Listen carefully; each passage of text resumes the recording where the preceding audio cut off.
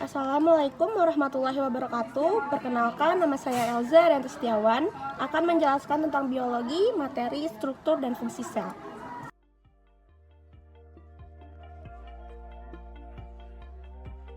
Pengertian sel adalah unit terkecil penyusun makhluk hidup dan sebagai tempat berlangsungnya aktivitas kehidupan. Pertama-tama, kita akan membahas struktur dan fungsi di sel hewan. Yang pertama adalah membran sel. Membran sel memiliki fungsi sebagai pelindung isi sel dan sebagai lalu lintas molekul dan ion secara dua arah. Yang kedua ada sitoplasma. Sitoplasma memiliki fungsi sebagai tempat berlangsungnya beberapa reaksi kimia sel dan terapungnya beberapa organel sel. Yang ketiga ada nukleus atau inti sel.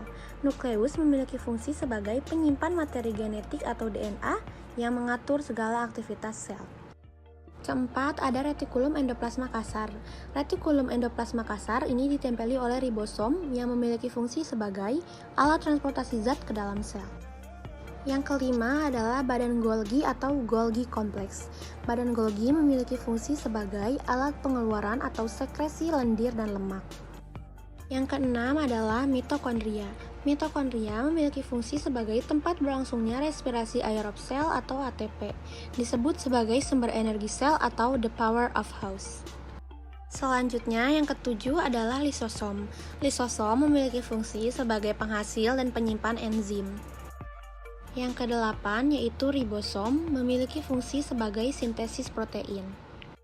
Lalu yang kesembilan adalah mikrotubula atau mikrotubulus. Mikrotubula atau mikrotubulus memiliki fungsi sebagai mempertahankan bentuk sel. Yang kesepuluh adalah sentriol atau sentrosom, memiliki fungsi sebagai pembelahan sel. Selanjutnya adalah sel tumbuhan.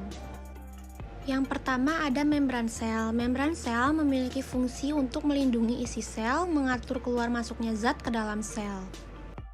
Yang kedua ada nukleus atau inti sel, memiliki fungsi menyimpan materi genetik seperti DNA. Ketiga ada kloroplas. Kloroplas memiliki fungsi untuk memfotosintesis, sintesis protein, dan memproduksi oksigen untuk tumbuhan. Keempat yaitu mitokondria. Mitokondria memiliki fungsi sebagai tempat berlangsungnya respirasi aerob sel atau ATP, disebut sebagai sumber energi sel atau the power of house. Selanjutnya yang kelima adalah glioksisom. Glioksisom mengandung enzim yang dapat mengubah lemak menjadi gula. Selanjutnya yang keenam ada vakuola. Vakuola memiliki fungsi sebagai tempat penyimpanan makanan. Lalu selanjutnya yang terakhir adalah retikulum endoplasma halus yang tidak ditempeli oleh ribosom, berfungsi untuk mensintesis lipid.